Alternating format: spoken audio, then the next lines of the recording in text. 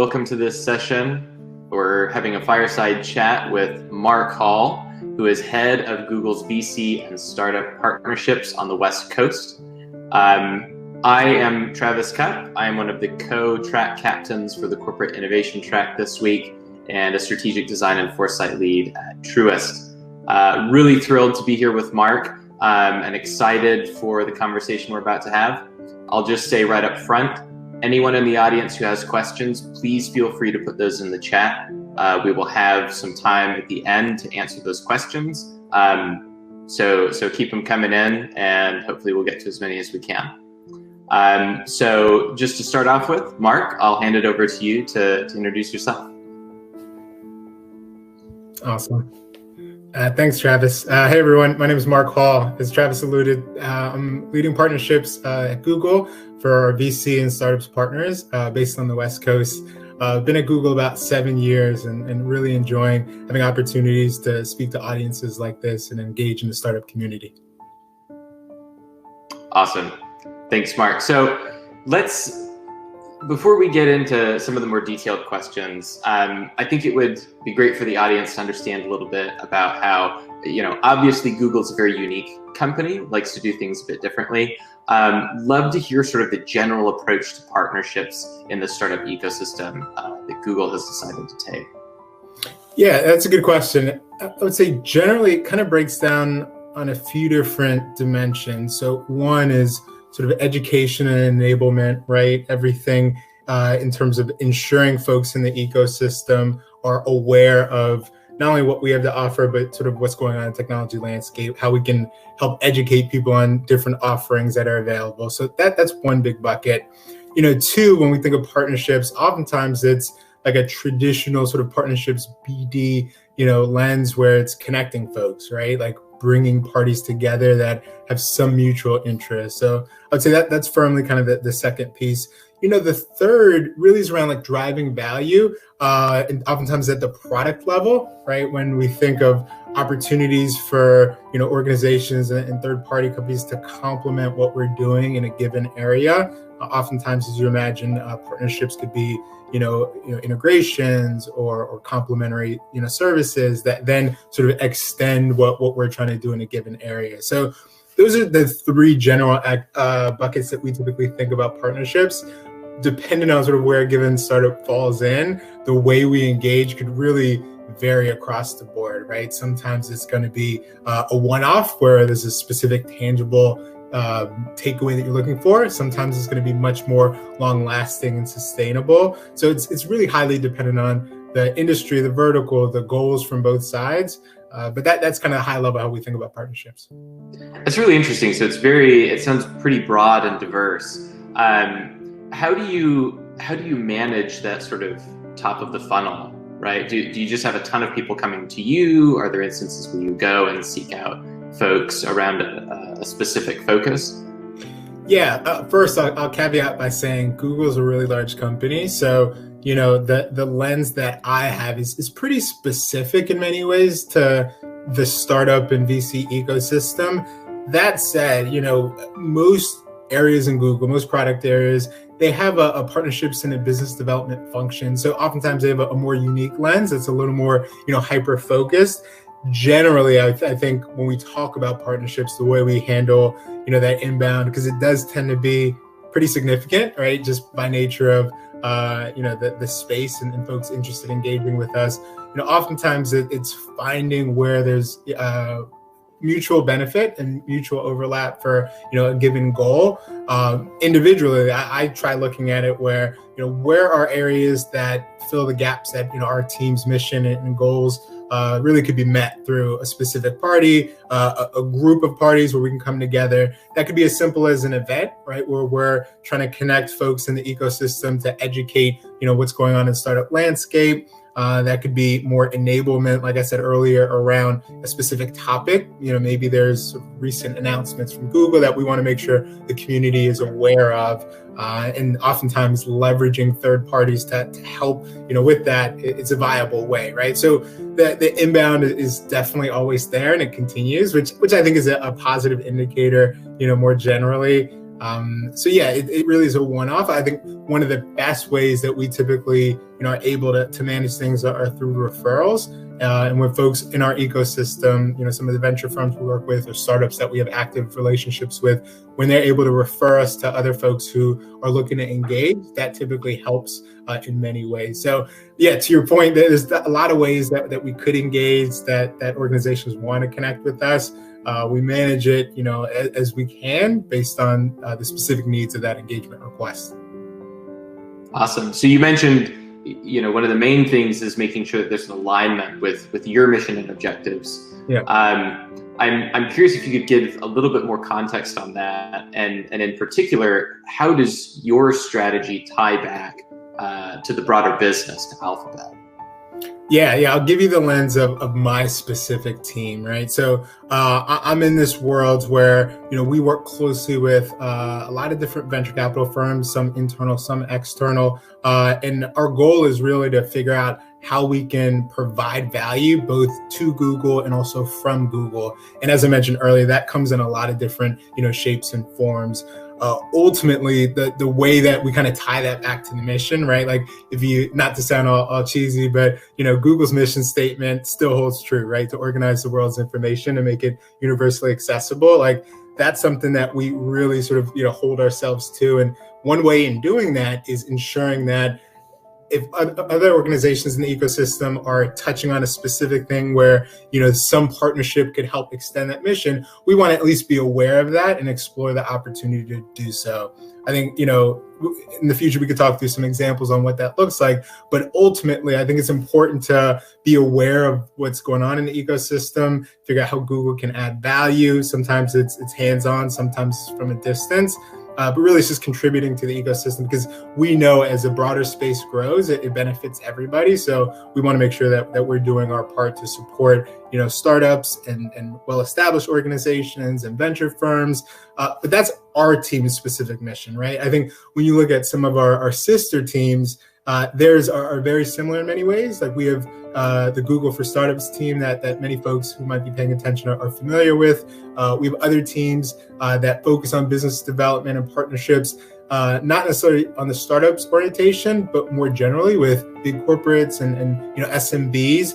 So we have a number of different ways in which we look to engage. And at each step, it's a little different tactically, sort of, what we do, what we offer, what are some of those, programs that we put together, what are the program benefits, all that varies. But at the end of the day, I think we're all working toward kind of the same goal, which definitely ties back to the company's mission. Does that answer your question? That answers my question. Yes, thank you. And I think it would probably be worthwhile just getting straight to that more tactical piece that you brought up, right? So what does this look like in practice? Yeah, I think the short answer is it highly depends on what a given company or organization is doing, right? As you can imagine, we want to make sure any partnership is value add to everybody in that discussion. I'll give you one example without disclosing specifics where I think it conveys what a good partnership looks like. So in many ways, a lot of the different Google products out there have some ecosystem around it, meaning, there's an offering and then there are other, folks in the space who complement that offering or extend capabilities and things like that. I've seen really a lot of good partnerships form when organizations are able to, identify a unique value add to a given, area that Google's operating in, and essentially, extending functionality in a way that helps end users, helps folks who are trying to take advantage of a given service. And that's an opportunity for Google to elevate and lift, those organizations and highlight the great work that's going on in the community, while also ideally getting folks to be aware of our specific offering. So when you find that wedge where, maybe there's a unique value add that your company can provide, I think that's a great potential conversation to have on the partnerships front. So that's one key area.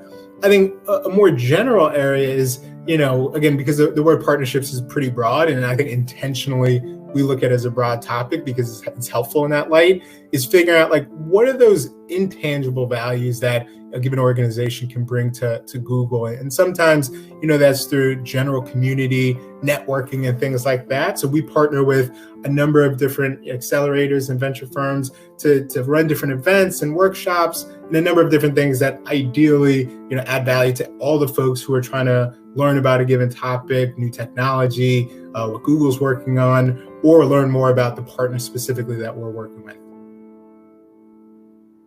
Awesome. So it sounds like, the focus is heavily on the sort of connection between startups and the VCs, right? Obviously, Google in that mix.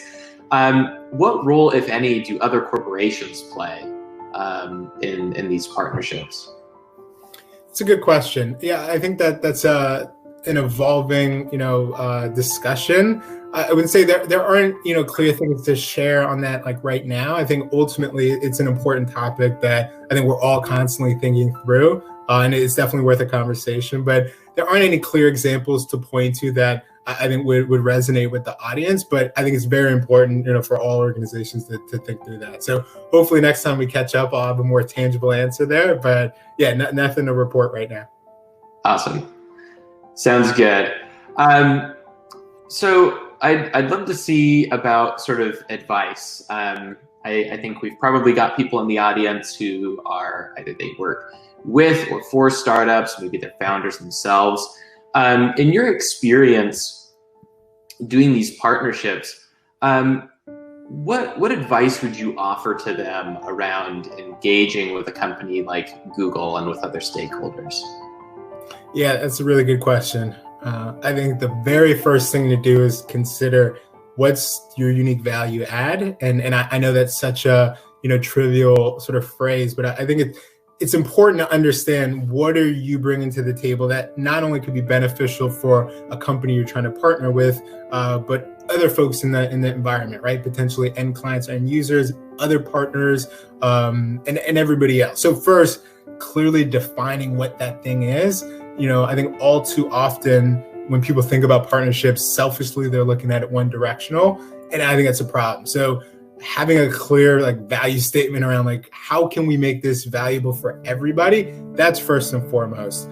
I think the second piece is finding the right stakeholders. And oftentimes it seems easy and obvious, but depending on who you're trying to engage with, you have to really be thoughtful. So if I just use Google as an example, we're a pretty large organization, right? We have tons of different divisions and teams and tons of employees. Finding the right person who can help you, it's not always obvious and requires some digging and some research. So prior to just jumping in and assuming exactly who you should be connecting with, I think doing that research, asking around, probing, one, I think that just shows you can do good due diligence on that partnership effort. So I think it's really important. And then when you do establish that connection, ensure you're approaching it the right way. I wouldn't say quite approaching it like a investor pitch, but I think taking that same level of rigor and making sure whatever statement you're coming to the table with, there's a clear value there for both parties, how you plan to engage, what does your organization look like both today, but also in the future, and how that potentially impacts what that partnership could look like, how you can grow together. And then ultimately having multiple paths that you can identify. It'd be easy to walk into a potential partnership and say, I think we should do this one thing. Great, I think that's maybe a valid perspective, but what else? What if that doesn't work well for us? What are other ideas that you can bring to the table? And I think all too often, startups, especially earlier stage organizations, they don't quite, think through it in that fashion, which is okay in some cases. But I think to best position yourself for success is, really have that, message really nailed down, identify who are those right stakeholders that potentially, you should be connecting with, do the research, and then identifying what a game plan looks like. And then finally, I would say just remaining persistent with it, right? I think this holds true to any potential partnership. It would be easy to send over a cold email or a LinkedIn message, and I'm sure we all get a ton of them. But what typically stands out are the folks that have a compelling message. They're working hard. They have something of value to offer, and they're putting in the work. And I think all those things collectively typically will get you further than not. So that's the mind state that I sort of look at when I have my business development hat on. And I would suggest if you're a founder, if you're a C-level executive at a high growth startup that wants to get on the radar of any company, that's the approach you should take well beyond Google. That's all fantastic advice. There's actually a question from the audience that I think relates to this really well. It says, being invested in by Google VC can look really good to other VCs. Can you talk about how diverse founders can catch your eye? Yeah, that's a good question. And I'll caveat by saying I'm on the VC and startups partnerships team. So by no means am I in a capacity where I'm specifically, writing checks. I think to the general theme of the question, look, I mean, I'll tell you firsthand, I think, looking at a diverse set of companies, founders, and teams is critical, but has always been critical. I think, personally, I think now it's definitely, more discussed, but I think the idea and the implications have always been important. So how do you get on the radar? Some of the tactics that I just mentioned before are critical. I think leveraging your network in ways that could then extend, a reach into somebody who you're trying to get connected with. That's really important.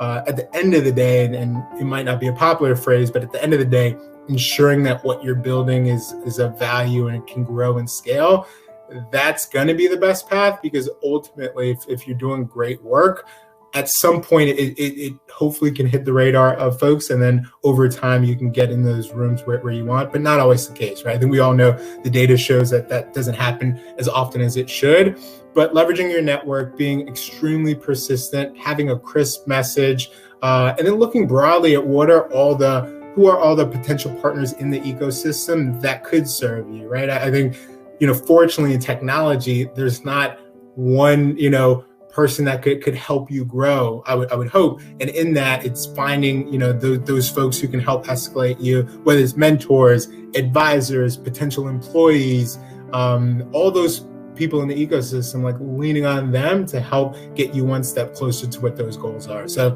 hopefully that addresses some of what you're alluding to. Awesome, thanks. I want to ask a little bit about what's changing, what the future looks like.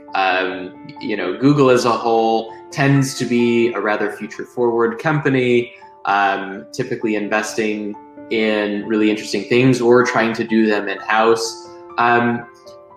What have you seen through this, I'll use the word, unprecedented year that's changing in the VC and partnership landscape? Yeah. Look, I think this year, as we all know, has changed everything for a lot of people. Ultimately, in the VC and startups landscape, personally, I've observed a lot of folks sort of look at a few themes far more regularly and with more depth than historically they have. So, themes like future of work, how do we operate and work in the future? Entertainment, education, right? I think anytime you have that layer of technology that could then, optimize or extend how we get stuff done, that's always of interest. But when you look at 2020, right, and processes change and your ability to work in the way that you used to, when all those things drastically change, then we have to figure out, like, what does that future look like? So I think those themes are one of the big areas where I think people haven't necessarily pivoted toward, but have put more attention. That's one. Two, I think understanding how the way we engage with different, folks at a personal, professional level, those are themes that we should all be aware of on a regular basis, just because as we build networks professionally, in the VC and startup space, networking is a key activity and a key, effort that we all need to put in. Being thoughtful about like a new way to approach that's definitely been top of mind for me. And Google more broadly, I think, looks at all of those things and figures out, like, how can we, help add value in ways that really make sense or stick with our initial missions across each of our products. So it really varies. I think in the venture world, every firm has their unique approach, and most of what they're doing is visible publicly around where they're investing or what are the themes and content they're putting out. But I would suggest, if you're a founder or startup in the audience and you want to know what some of those things are, like, pay attention to what the firms are saying. Like, do the research and identify what are the topics that are coming up more often in 2020 post lockdown quarantine environment, and how does that change in the coming months, right? With recent news, folks are anticipating some potential change. What does that mean for a shift in direction or a shift in narrative?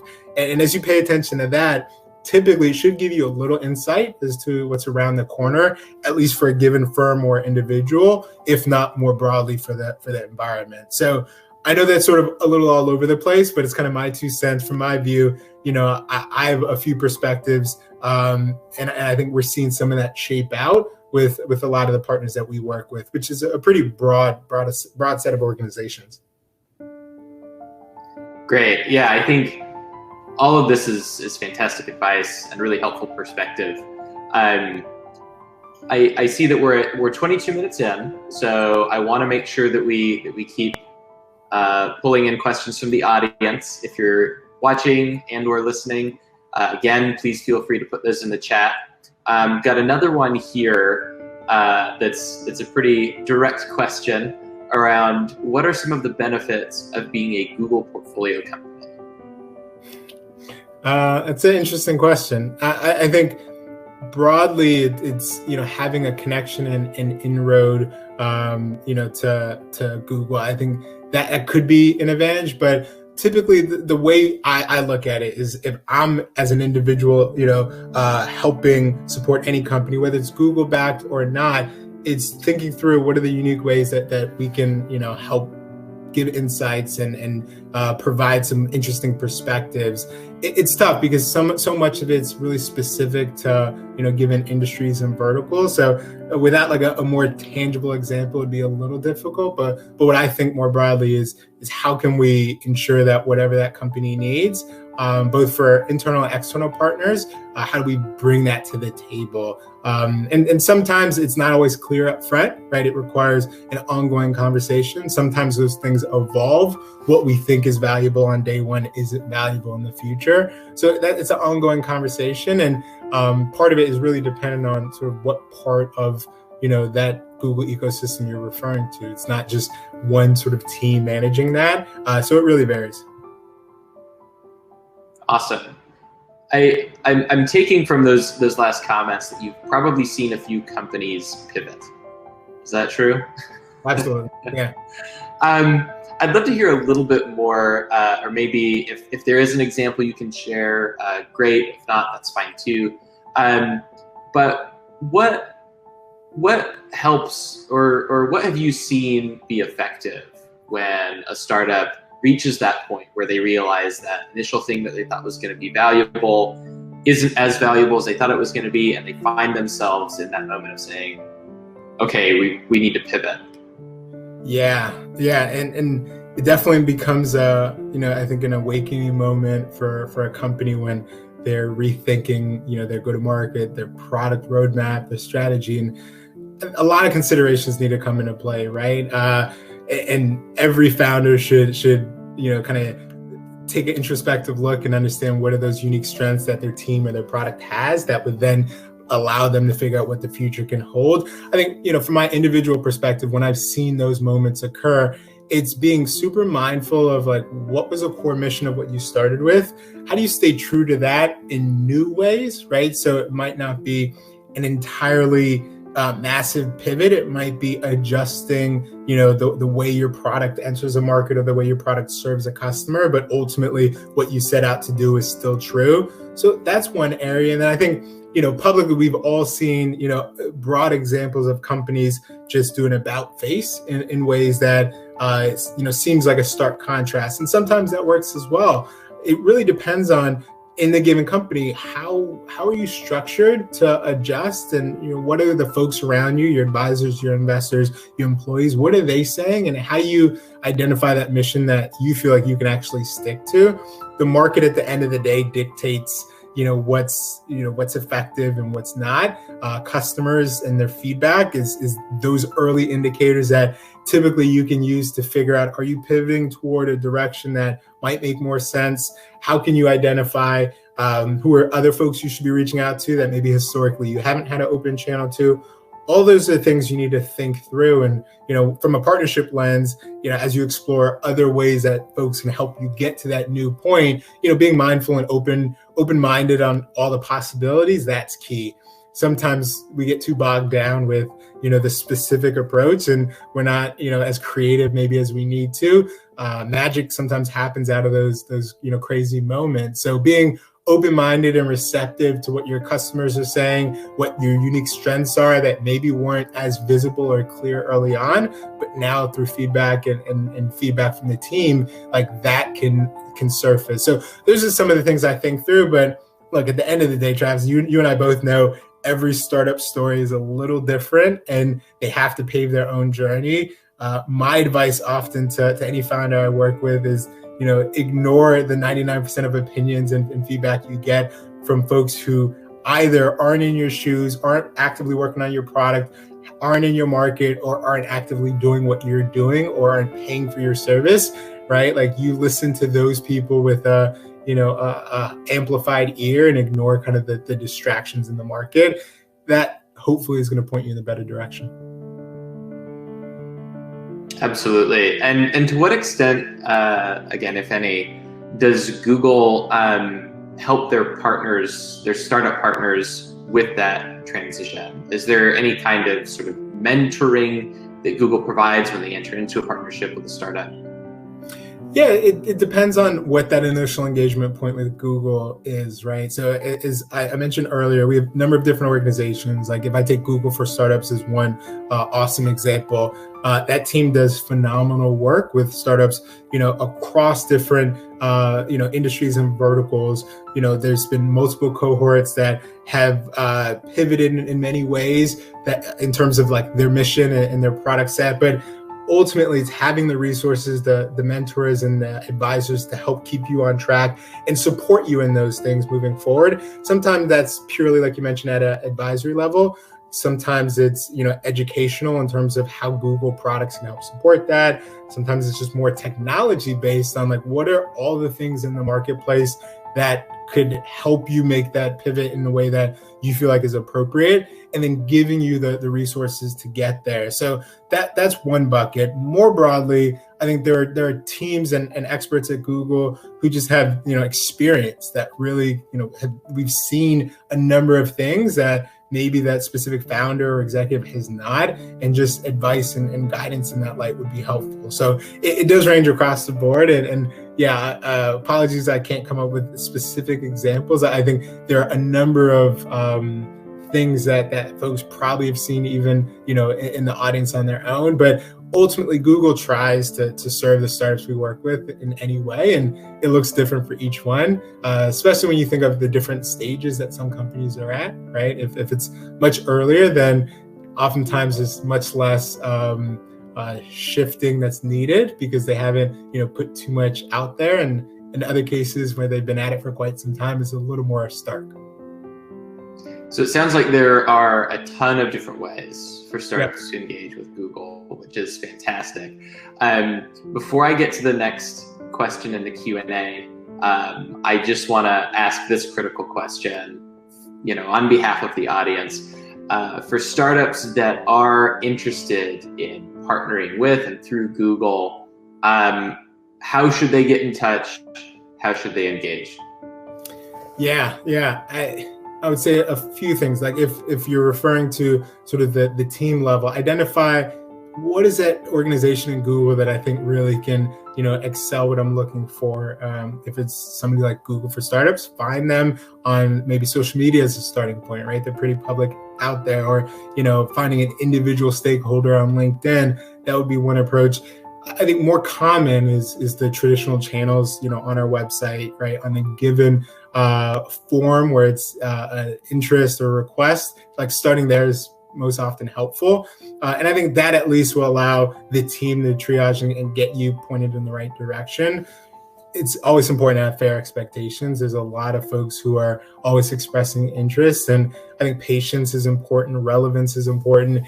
If you're assuming that you're the only startup in the world that should be talking to Google, I think you'd be hard pressed to get the response you're looking for. But I think fortunately we've built out a community and an ecosystem, and we've invested in ensuring we can best serve the startups and VCs that we work with. So that's the more common avenue. And then separately, if you're a early stage founder and you're just being really scrappy, I think exploring all avenues, right? Like in this age in 2020, it's not always difficult or impossible to get a hold of the people you're trying to reach. It's just a matter of being persistent and getting creative with that. So I would advise you start with the traditional channels. If that's not working for you, maybe you move to connecting with people via social. And then if that's not working, get a little more creative. Wonderful. All right, I'm gonna shift to Q&A as kind of the main driver for the remainder of the conversation. We have a question from Suzanne Duke. It says, assuming you have a clear value proposition and game plans to support the partnership, what is your advice for startups or / small business to navigate large, highly matrixed enterprises to keep the conversation going? Yeah, that's a great question, Suzanne. I think it's incumbent on you to have a game plan that enables you to manage that relationship. I think first, you're already in a good position because you've recognized that it's not easy and it requires work. That's I think one misnomer that a lot of folks accidentally step into. They assume that Google's one person, and if they're working with that one person, they're all set, right? In some cases that might be true, but oftentimes it's not. And if you have to navigate multiple stakeholders, multiple teams and departments, having a game plan there and having accountability that's attributed and mapped out, that's one key area. Two, I think when you think through what that relationship looks like over the long run, it's important to continue to grow, that footprint that your organization is trying to have in a large corporate. And ultimately, if that value proposition is pretty crystal clear and it's strong and both sides acknowledge that, it's really important to constantly remind folks of what they signed up for when they first engage. Things change, and over time, as the landscape changes, certain priorities might be, moved down the list, other things might move up. As you have that roadmap and that game plan, being nimble enough to reprioritize your side in a way that, maybe complements what's going on in the broader landscape. That's one approach, but generally building strong relationships across a broad set of stakeholders, and then making sure that you're holding folks accountable to whatever they signed up for. If you're getting resistance there, I think it's important to put your salesperson hat on and figure out how do you reestablish those inroads, those easy wins, not just across one area, but across multiple areas, and then driving momentum there. So it's not unlike any large enterprise, sales effort that you might be familiar with, Suzanne, but it's important to think through, that organization that you're trying to get closer with. How are they operating independent of you? What are the things you need to be mindful of that maybe you don't have visibility into that would change or shift or require you to adjust the way that you're engaging with them? And the more you're thoughtful about that, the more you're pushing and asking questions, you'll probably get some of the responses and clarity that you need to make sure you're one step closer to that tactical goal you're trying to accomplish. And after you have a few of those, then you typically get a lot of momentum, and then those future things are a little easier. Thanks for that, Mark. Suzanne, feel free to follow up on that in the chat if you so desire.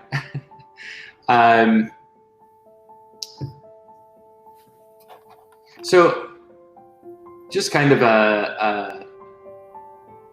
an out of the blue question. I'm curious. Oh, well, we do have another. I'll go straight to the audience question. All right. Thank you, Birat. I was about to ask my own question. On a broad level, can you describe what your enterprise sales experience has been like? What's the hardest part about enterprise sales? How do you sell if you're trying to find product market fit? Yeah, That's a really interesting question. I assume, they've recognized that, prior to this current role, I spent some time doing that.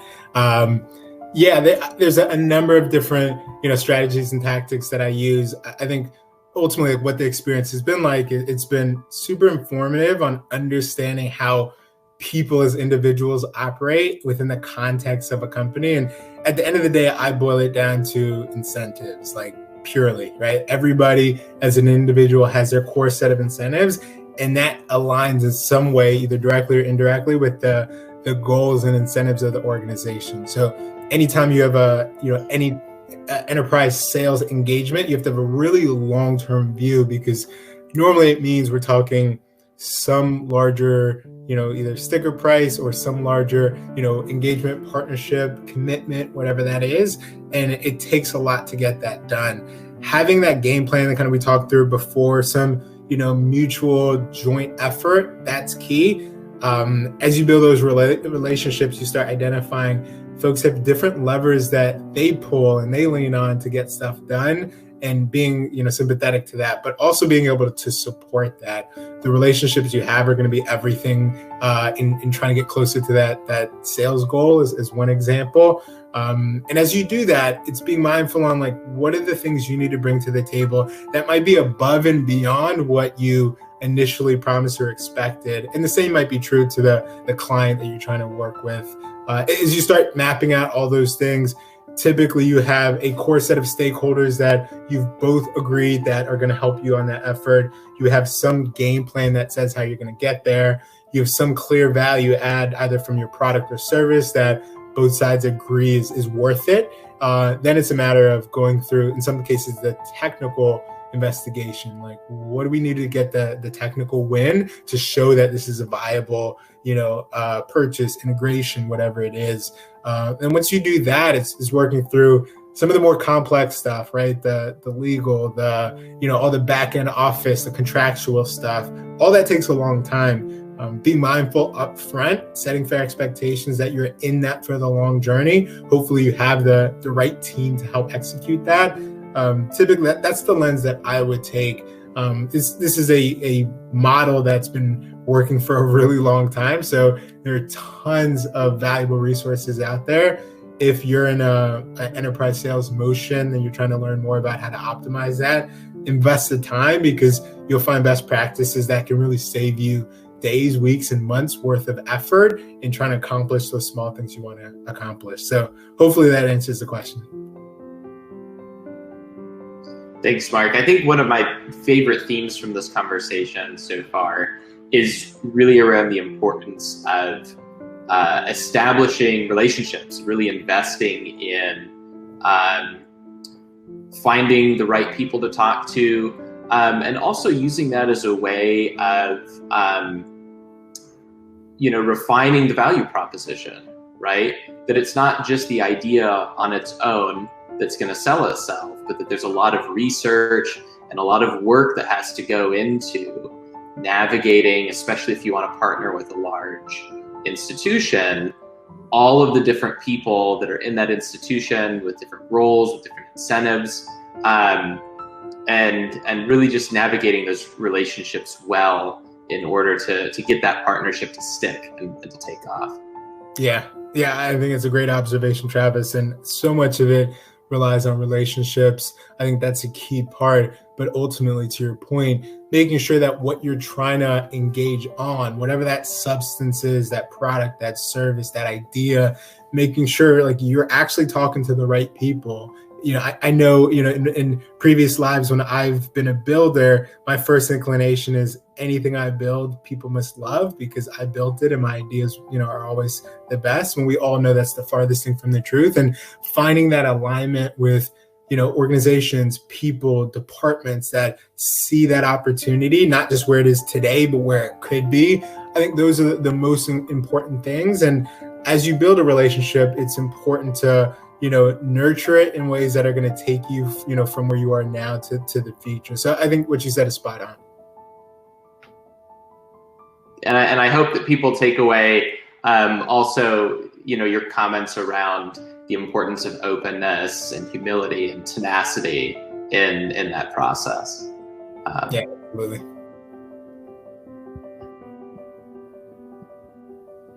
right. I don't see another question yet. I am curious though, since we've just talked about enterprise sales on a personal level, that transition of going from enterprise sales to the role that you're in now, do you find that there are a lot of similarities? What are the things that are different? Yeah, at the end of the day, I think, partnerships and business development work is really similar to sales, right? A lot of the core skill sets that we already talked about, relationship building, finding alignment, being able to map out a game plan that's going to drive success for multiple stakeholders. All those things are pretty consistent, right? I think some of the core distinctions are, sometimes, in sales, you're time bound, whether it's, monthly, quarterly, annually, right? Based on certain targets. Whereas I think in many cases, fortunately, with partnerships, you can take a longer term view, which I understand to be really, really helpful, right? If we're trying to build something that's lasting, that's impactful, that's big, among two parties, we can't expect to build it overnight. And having that mindset and making that shift, that's been important.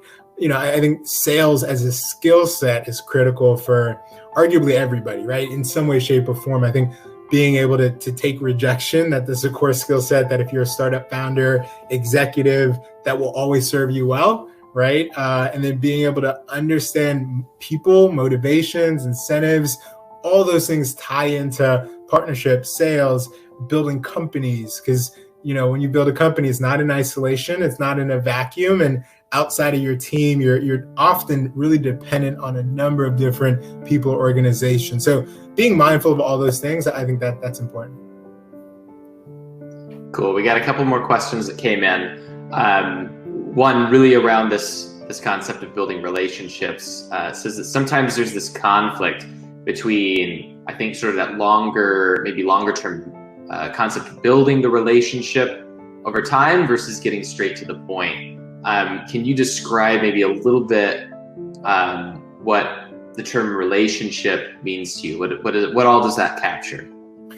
Yeah, that's a good point. I would say what you just described, those aren't mutually exclusive, right? You can get to the point while still build relationships, meaning if we're engaging for the first time, I think being really clear, concise, and deliberate about the what and the why of what we're trying to accomplish, that's key, right? I think capturing attention and getting people bought into that reason, the vision, both today and in the future, that's important. When we talk about building relationships from a partnership standpoint, it's actually everything in the middle, going from what we talked about today to incrementally making progress, demonstrating that I'm committing to that progress, you're committing to that progress, you're willing to do those things behind the scenes, not just when we're connecting, but day to day, week to week, you're making that incremental effort and improvement on whatever we agreed on. It's those things. It's being empathetic to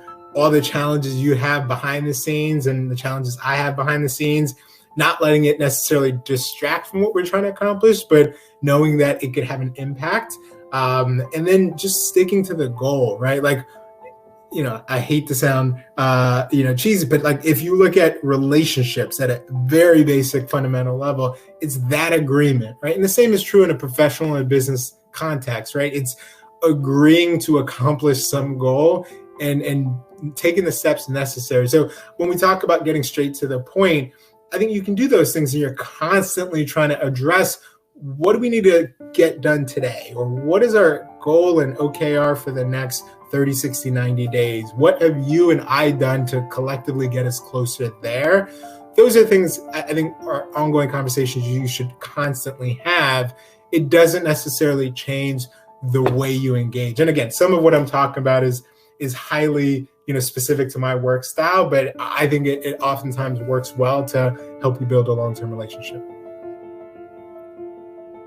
Fantastic. And I love that point around empathy, right? And understanding that, on both sides of a partnership, people have the rest of their lives going on, right? And other competing priorities. So really fantastic. Couple more questions and we'll wrap up. Just a quick one here. What sort of protections does Google provide in any kind of partnership agreement in terms of NDAs? How does Google treat IP and that sort of thing? Yeah, for any questions on those topics, I would defer you to whoever you're connecting with, what that relationship and engagement point is. Typically, there are stakeholders from teams across some of the areas you mentioned, like legal and others, that can give you that insight and guidance. So, like, I don't have any broad view on that or any specific statement or opinion. I would say, like, defer to the people you're working with and ask those questions, and they can point you in the right direction. Perfect. And last question, Mark, how can we connect with you? Are you on Instagram, LinkedIn, any other social media? I would say Google Plus, but Ouch. I'll be nice. I'm sorry. No, I appreciate that, Travis. No, yeah, I'm across social media. If you just type in my name, Mark Hall, in Google, like the phrase Google with my name, typically I show up across. I'm on Twitter, LinkedIn, and Instagram as well. Awesome. I did have a Google Plus account back in the day. I actually liked it. It's too bad it didn't stay. Anyway, Mark, thank you so much for taking this time. This has been a really enlightening conversation, and I'm sure that our audience has learned a lot as well. And I expect that probably there will be folks reaching out, and I trust that you'll point them in the right direction. Absolutely. Awesome. Well, thank you for having me, Travis. It was a great conversation. Thanks.